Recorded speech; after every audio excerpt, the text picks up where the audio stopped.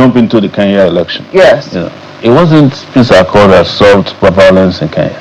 Do you know that in Kenya, the after election and the violence that follows led to the International Criminal Court summoning some Kenyan leaders? You don't joke with violence of a genocidal scale by signing peace accord. You punish people. You reorganize your security agencies.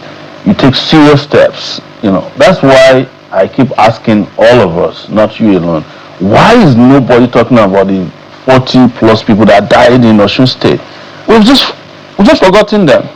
And journalists are going around asking, putting cameras in your face.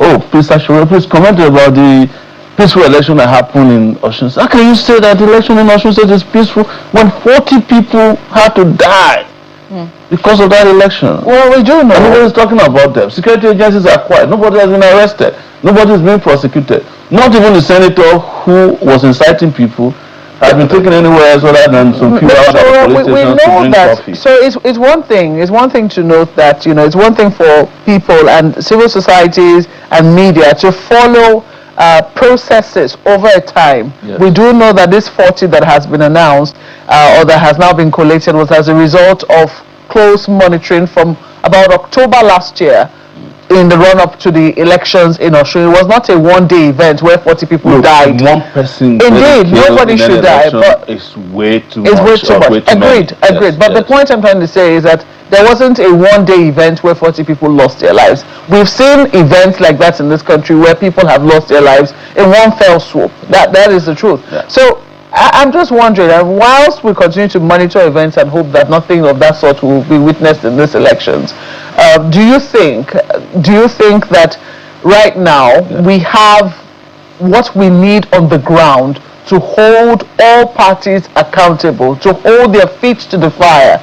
And this is what we're requesting of you. This is what we're asking of you, and that in the run-up, maybe a few days when we start to look at what has happened, we will not be witnessing the same numbers ahead of the polls. See, how the future will be is closely linked to the past. We are talking about last week. You're saying it started from October.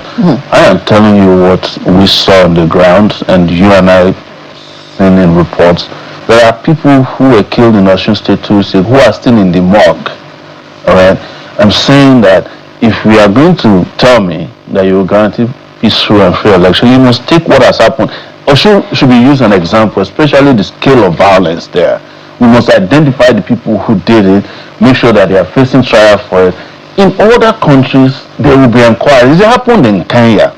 Part of the reason why you see we keep going around the circles is that when this things happen to us, our memory is too shallow. The next day we have moved on. And then we keep signing peace accords, and the people who sign peace accord will go and kill people, will go and sign another peace accord. And we're on TV every day saying, oh, we just signed another peace accord. No, you can't just sign peace accords and not ensure that there's peace as well as justice.